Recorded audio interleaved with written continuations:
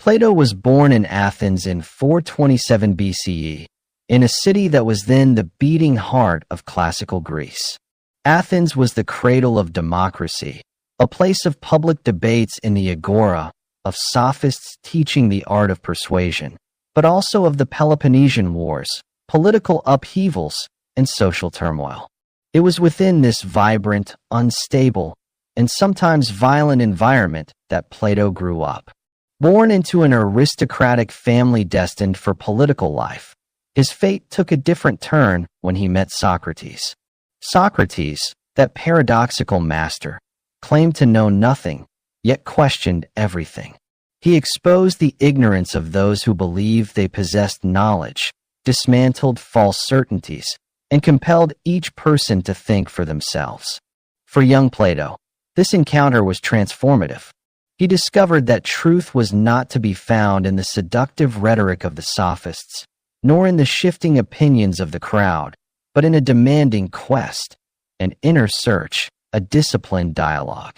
The death of Socrates, condemned by Athenian democracy in 399 BCE, left a deep mark on Plato. He saw in it the tragic proof that a city ruled by passions and illusions is incapable of recognizing truth. From that moment, he devoted himself to a mission, to demonstrate that truth exists, though it does not belong to this world. For Plato, the world we inhabit is deceptive. The senses show us things that change, that appear and disappear, never remaining stable. A flower blooms, withers, and dies. A house rises, decays, and collapses. A body is born, grows, ages, and perishes. Nothing we perceive is eternal. Yet truth, by definition, must be unchanging. If what we call truth shifts from one day to the next, it is not truth but illusion. Plato calls the world we perceive the sensible world, the realm of appearances, becoming, and instability. Within this world, we have no access to truth, only to opinion, what the Greeks called doxa. Opinion may be right or wrong, but it is never certain. It depends on circumstances, perspectives, and habits. It varies from person to person, city to city, era to era. Truth, on the other hand, must be universal, valid for all, at all times, and in all places.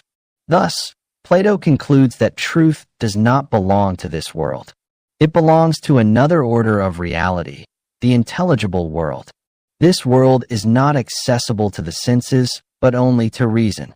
It is composed of ideas or forms, eternal, immutable, and perfect realities that serve as models for all sensible things. A beautiful flower is beautiful because it participates in the idea of beauty. A just act is just because it partakes in the idea of justice. Sensible things are but imperfect copies of these higher realities. To illustrate this distinction, Plato uses powerful imagery. The most famous is the allegory of the cave in the Republic.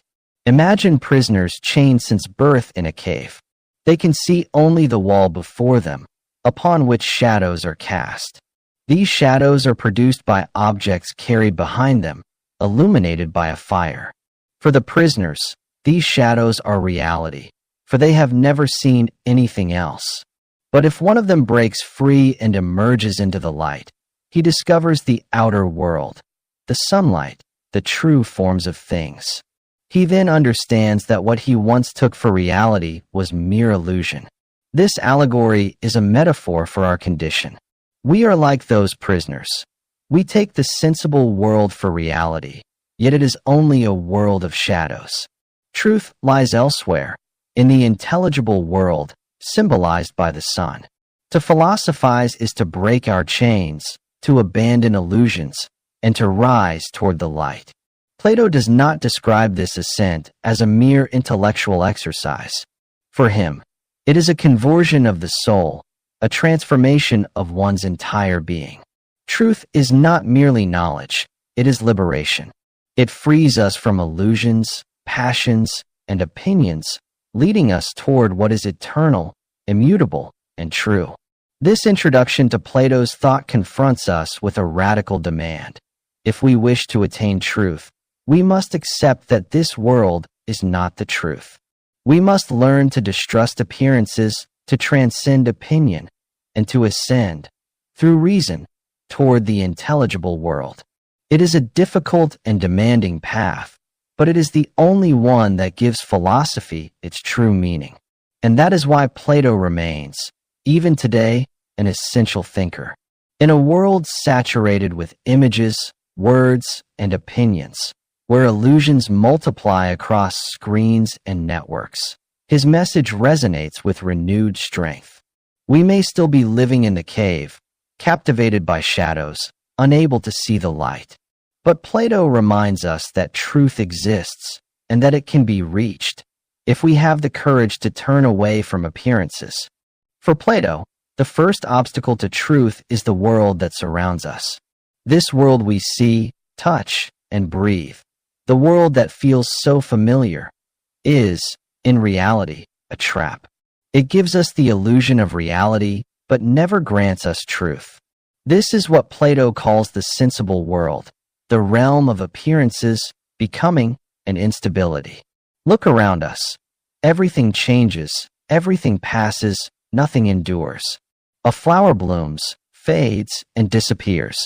A house rises, decays, and collapses. A body is born, grows, ages, and dies. Even mountains, which we believe eternal, are slowly worn down by time. Nothing we perceive through the senses is stable. Yet truth, by definition, must be unchanging. If what we call true changes from one day to the next, it is not truth, it is illusion. Plato insists that the senses do not give us knowledge, but only opinion, doxa.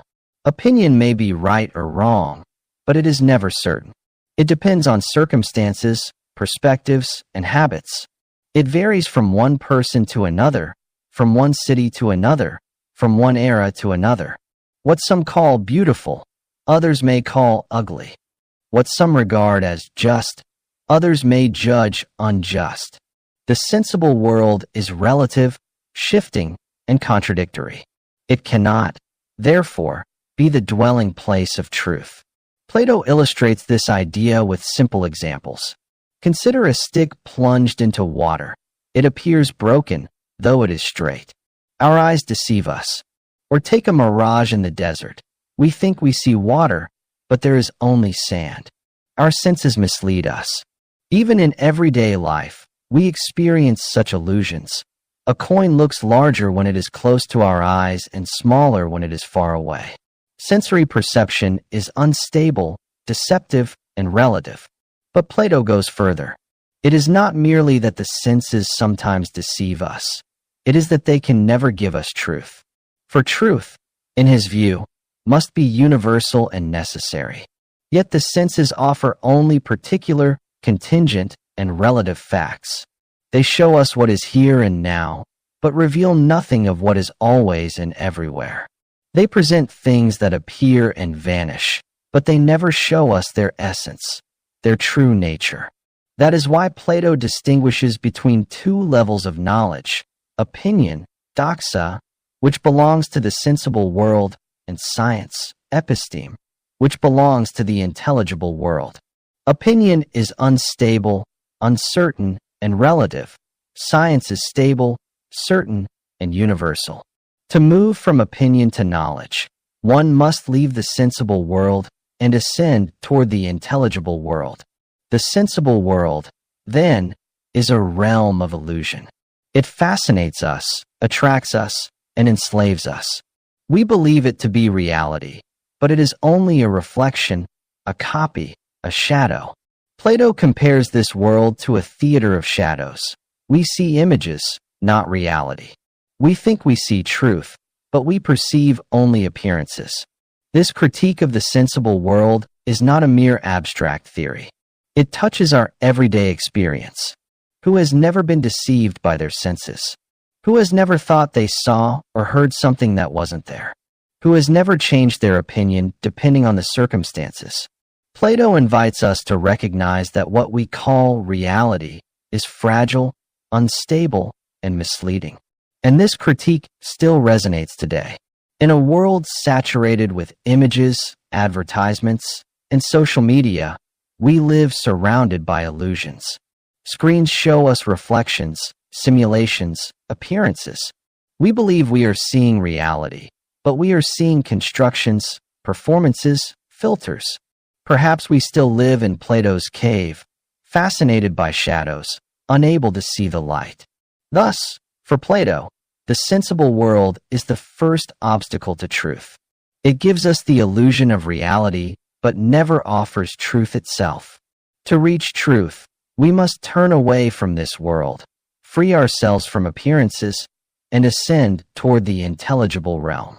If the sensible world is the realm of illusion, appearance, and change, then for Plato, there must exist another world, a world where truth resides, a world that does not change, that does not deceive, that remains eternally identical to itself.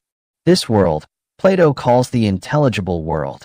Unlike the sensible world, it is not accessible through the senses, but only through reason. It is the domain of ideas or forms, those immutable realities that serve as the models for all sensible things.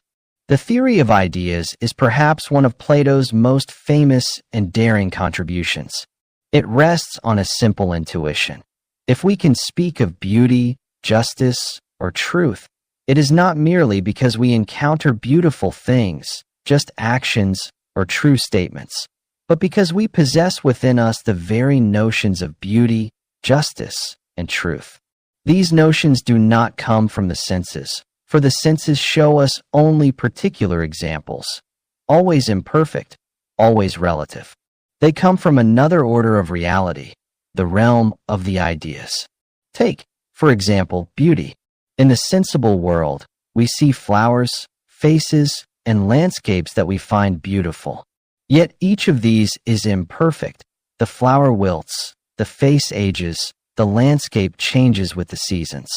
And still, we continue to speak of beauty, as if it existed independently of these fleeting examples. For Plato, this is because there exists an idea of beauty itself, eternal, immutable, and perfect. Sensible things are beautiful insofar as they participate in this idea, but they never fully embody it. The same holds true for justice. In the sensible world, laws evolve, judgments differ, and what one person calls just may seem unjust to another. Yet we continue to speak of justice as if it were something universal.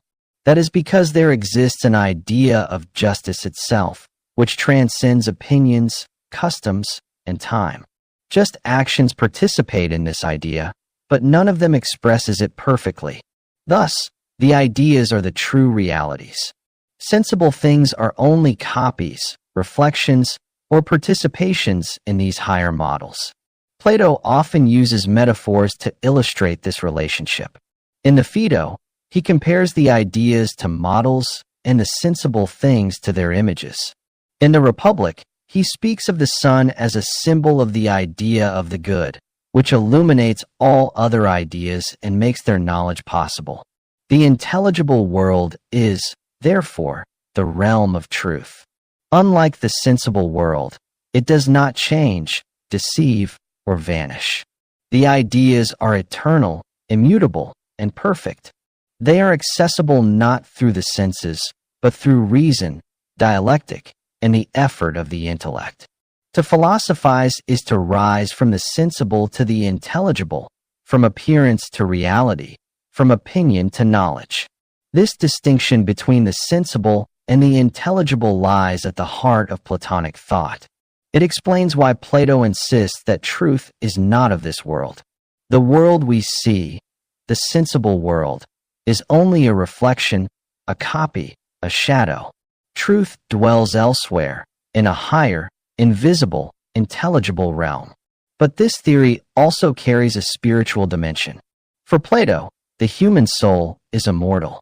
Before being incarnated in a body, it contemplated the ideas. Knowledge, therefore, is not discovery but recollection, a remembering. To learn is to remember what the soul has already seen in the intelligible world. To philosophize is thus to remember, to purify oneself, to detach from the body in order to rediscover truth. Even today, this theory continues to fascinate and provoke reflection. It may seem strange, even excessive. Does a world of ideas truly exist? Yet it expresses a profound intuition.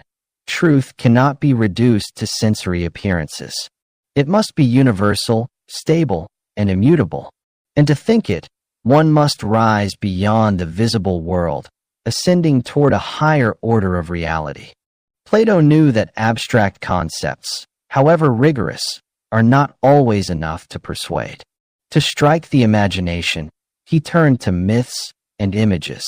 Among them, the allegory of the cave, presented in Book 7 of the Republic, has become a universal symbol of the human condition.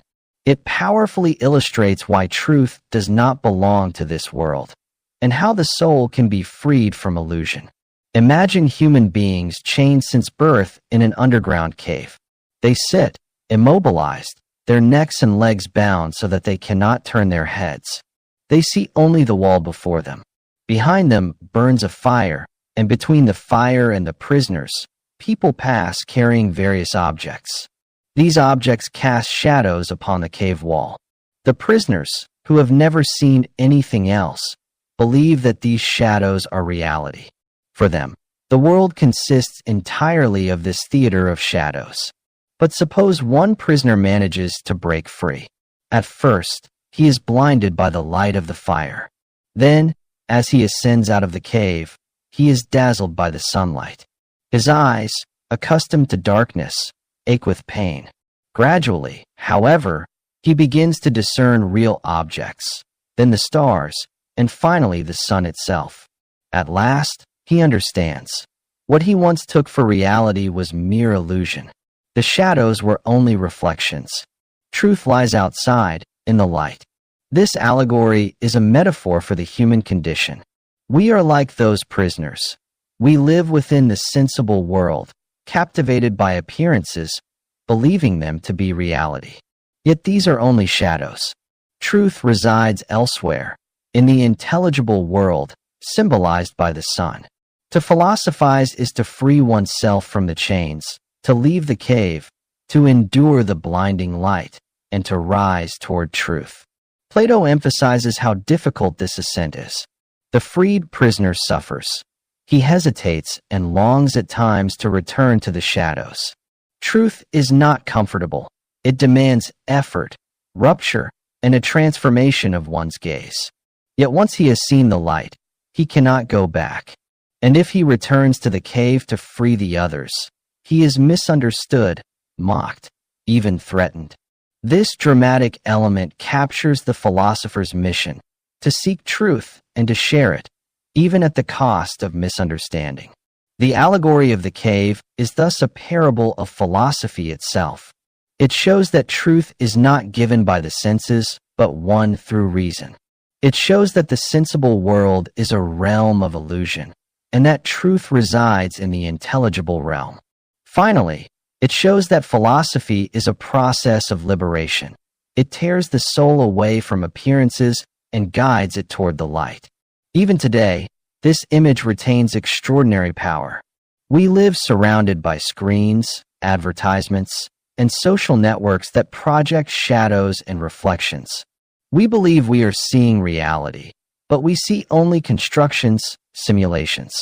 Perhaps we still dwell within Plato's cave. Yet his message endures.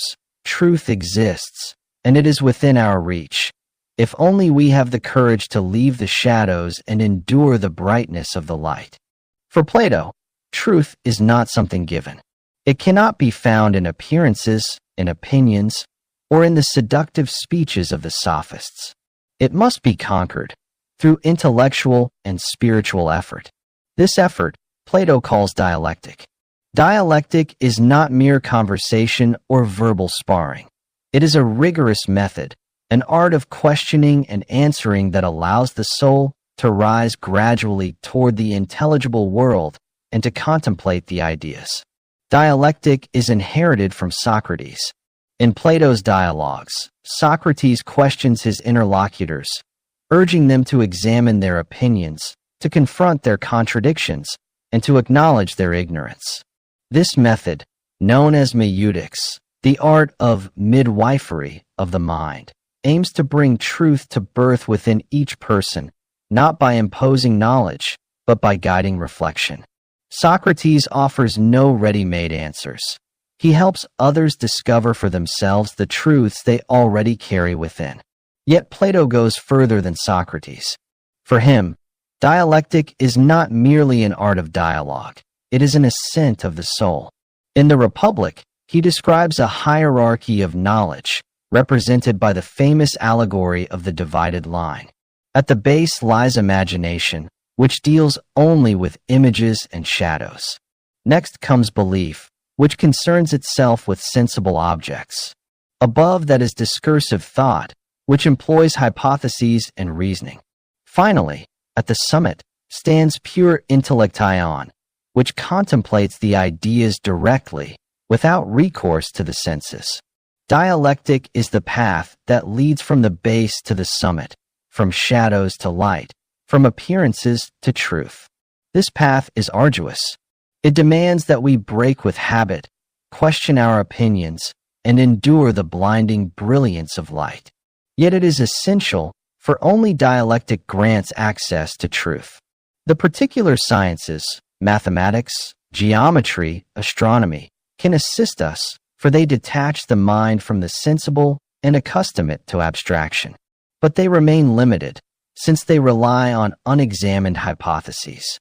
Only dialectic, by rising to the first principles, can yield genuine, universal, and necessary knowledge. Dialectic is thus the very heart of Platonic philosophy. It is not a mere intellectual exercise, but a true education of the soul. It teaches us to mistrust appearances, to transcend opinion, to seek coherence, and to ascend from effects to causes, from phenomena to essences. It leads us toward the idea of the good, the pinnacle of the intelligible world, and the source of all truth. In his dialogues, Plato dramatizes this method. In the Meno, Socrates questions a young slave and, through his inquiries, helps him rediscover the principles of geometry. In the Phaedo, he engages his disciples in a discussion about the immortality of the soul, examining and refuting objections. In the Symposium, he guides the soul from a sensual love of beautiful bodies to an intelligible love of beauty itself. Each time, dialectic is a journey, an ascent, a purification. Even today, this method retains its power. In a world saturated with opinions, slogans, and rapid discourse, dialectic reminds us of the importance of questioning, rigor, and the pursuit of coherence.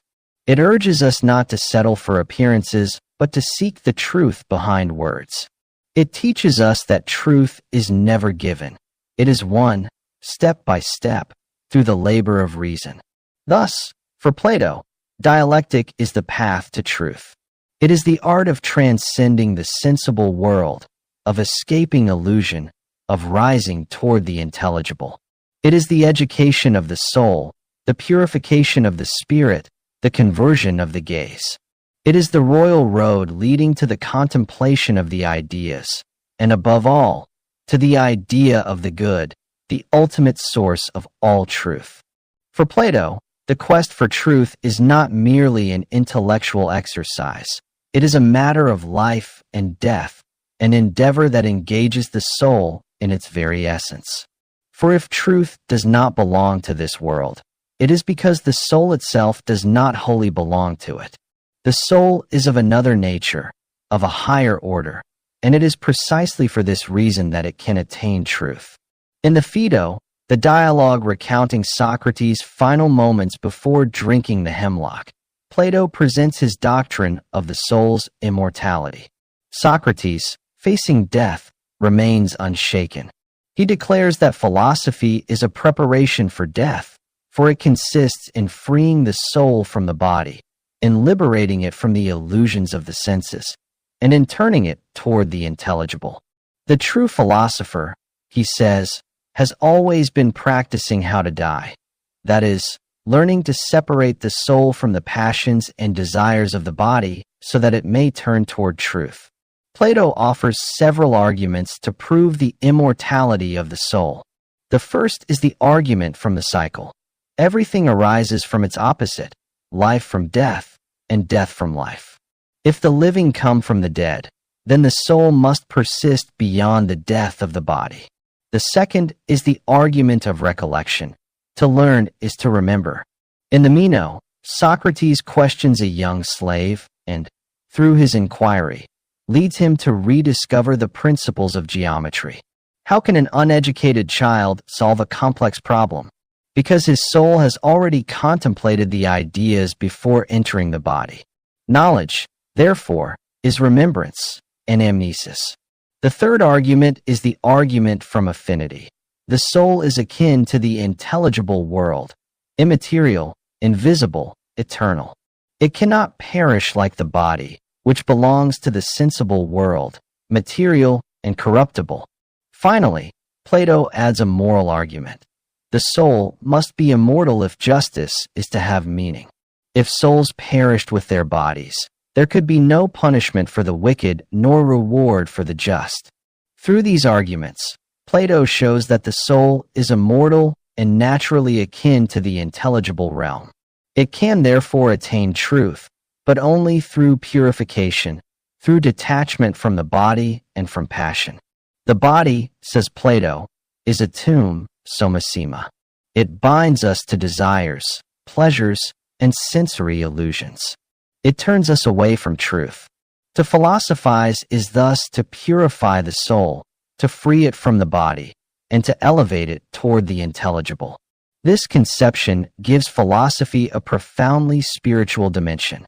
It is not merely the pursuit of knowledge, but a preparation for death, a purification of the soul, an ascent toward truth. The philosopher is one who, even in life, learns to die, that is, to detach himself from appearances in order to contemplate what is eternal. Even today, this vision, though radical, retains its symbolic power. It reminds us that truth requires detachment, discipline, and an inner conversion. It calls us not to remain imprisoned in the illusions of the body and the sensory world, but to seek within ourselves a higher, deeper, and more enduring dimension. Thus, for Plato, truth and the life of the soul are inseparable. Truth is not of this world because the soul itself is not of this world. It is immortal. It has once contemplated the ideas. It can remember them. Yet to recover this truth, the soul must purify itself, detach itself, and ascend. To philosophize, therefore, is to save one's soul by leading it toward the light of the intelligible. The Platonic theory of ideas, powerful though it may be, has never ceased to provoke criticism. From antiquity onward, Aristotle, Plato's own disciple, opposed his master's doctrine. For Aristotle, the Platonic ideas are unnecessary. They merely duplicate the sensible world without explaining it. If every sensible thing exists because it participates in an idea, one must still account for this mysterious link of participation. Aristotle reproached Plato for multiplying entities without necessity. In his view, forms are not separate from the sensible world. They exist within things themselves, as their essence. Whereas Plato radically separates the sensible from the intelligible, Aristotle seeks to unite them. This Aristotelian critique has left a deep mark on the entire history of philosophy. Many have accused Plato of idealism, of placing truth in a separate world inaccessible to the senses. Some have seen in this a flight from reality, a devaluation of the concrete world. Yet others have admired the grandeur of his vision. By asserting that truth is not of this world, Plato opened the path toward the search for what is universal, eternal, and immutable. Christian thought, for instance, drew heavily upon the Platonic heritage. The idea of a higher, celestial realm where truth resides found resonance in the distinction between the earthly city and the heavenly one, between temporal life and eternal life. The Church Fathers saw in Plato a precursor. His ideas could be interpreted as divine thoughts, and his idea of the good could be assimilated to God himself. In modern times, Plato was criticized by thinkers such as Nietzsche, who saw in him the origin of a beyond world that devalues life. For Nietzsche, by separating the true world from the sensible one, Plato inaugurated a metaphysical tradition that denies the worth of concrete existence. Yet others, like Kant, recognized in Plato an inspirer. The notion that reason transcends sensory experience to grasp universal principles lies at the very heart of critical philosophy. Even today, Plato's allegory of the cave continues to speak to us. In a world saturated with images, media, and virtual realities, we must ask, do we not still live in a cave, captivated by shadows? Digital illusions, fake news, and media simulacra echo Plato's lesson. Truth is not given by appearances. It demands effort, liberation, and ascent. Thus, Plato's legacy is twofold. On the one hand, he has been criticized for his idealism, for his radical separation between the sensible and the intelligible. On the other hand, he has inspired centuries of thought, from Christian theology to modern philosophy, and even contemporary debates on truth and illusion. His voice continues to resonate, for it raises a question that remains as vital as ever. Where is truth to be found? In this ever-changing world, or in a higher, transcendent order? At the end of this journey through Plato's thought, one truth becomes evident. For him, truth does not belong to the world we see each day.